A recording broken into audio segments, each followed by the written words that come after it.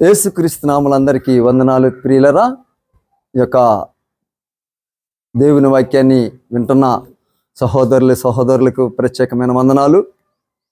నా పేరు మణితోక శ్రీను. రక్షణ పొందిన తర అబ్రహాం శర్మ. ప్రియులరా, అనేక సేవకులతో నాకు పరిచయం ఉన్నది.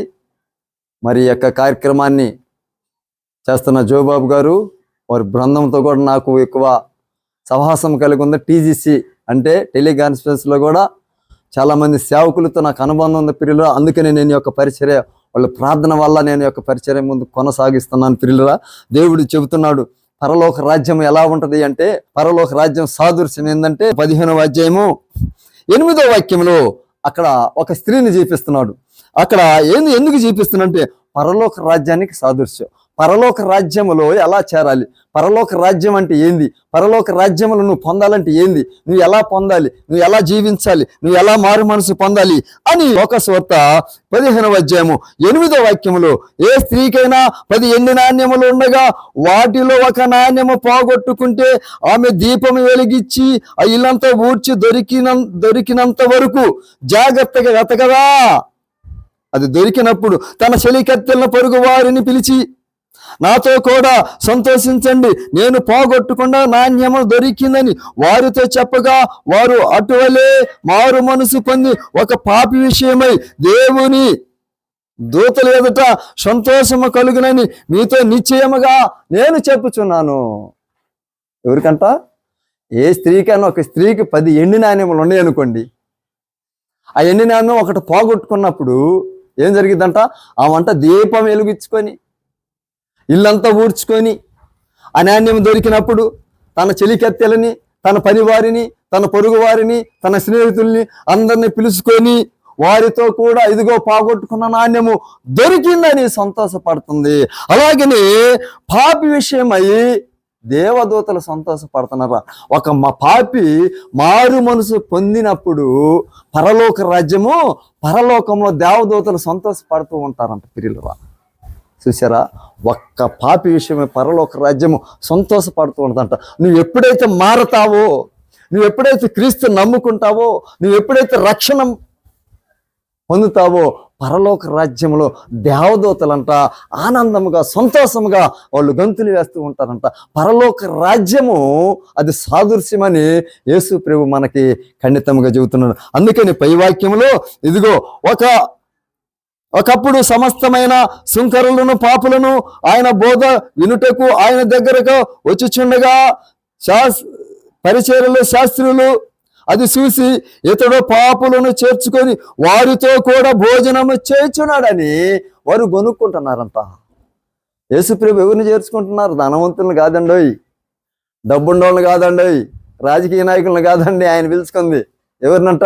సుంకరులని, పాపులను, దేనికి పనికిరానటువంటి వాళ్ళని పిలుచుకొని వారితో కూడా భోజనం చేస్తున్నారని ఈ శాస్త్రులు పరిచర్లు ఆయన చూసి కొనుక్కుంటూ ఉన్నారు.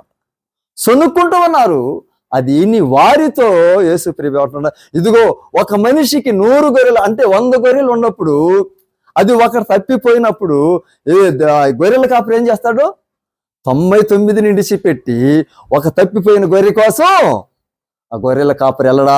అది దొరికినప్పుడు ఏం చేస్తారంట, తన భుజాల మీద వేసుకొని ఇంటికి తీసుకొచ్చి తన స్నేహితులను, పొరుగు వారిని, ఇల్లు వాళ్ళు, అటు వాళ్ళని, ఇటు వాళ్ళని పిలిచి, ఇదిగో నా తప్పిపోయిన గొర్రె దొరికిందని ఏం చేస్తాడు? సంతోషపడుతూ ఉంటాడు ప్రియులు. అలాగే మన జీవితంలో నువ్వు దేవుని సన్నిధిలో తప్పిపోతే, నువ్వు సంఘంలో తప్పిపోతే, అది దొరికినప్పుడు వచ్చి దేవుడు ఏం చేస్తాడు అక్కడ మారు మనసు లేని 99 మంది విషయమై దేవుడు బాధపడలేదు, కానీ ఒక పాపి విషయమై దేవుడు బాధపడ్డాడు.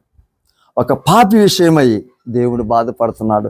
యెహోవా చేత ఆశీర్వదింప పడినవాడా లోపలికి రావా,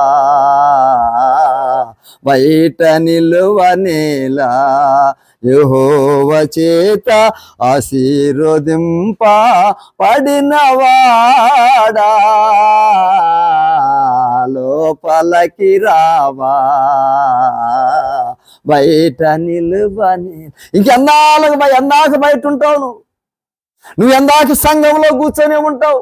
నువ్వు రక్షణ లేకుండా, బాప్తీసం లేకుండా. ఇక్కడ అంటున్నాడుగా 99 నీతిమంతుల విషయమై దేవుడు సంతోషించలేదు, కానీ ఒక పాపి విషయమై దేవుడు ఎందుకు పాపి విషయమై సంతోషపడ్డాడంటే, ఆ పాపి ఎప్పుడైతే రక్షణ పొందాడో, ఎప్పుడైతే ఆ గొర్రెల కాపరి ఆ గొర్రెను, తప్పిపోయిన గొర్రెని ఎత్తకొచ్చాడో, దొరికినప్పుడు తన భుజముల మీద, అలాగే యేసయ్య కూడా నిన్ను నన్ను తన భుజముల మీద వేసుకొని వచ్చాడు. ముదిమి వచ్చే వరకు ఎత్తుకొని ముద్దాడు వాడు నేనే, పెండెము రూపింపుకుని నేనే ఎరిగి ఉన్నాను. నేను నువ్వు ఎలా జీవించాలి, ఎలా బ్రతకాలి, ఎలా నడవాలి, ఎలా నువ్వు ఉండాలి అనేది యేసు ప్రభువుకు తెలుసు.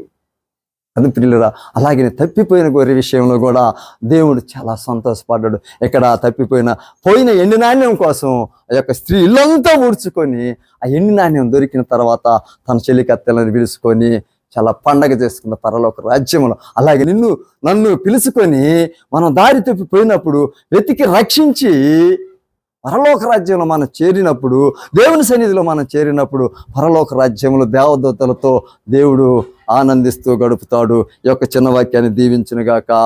ఆమేన్.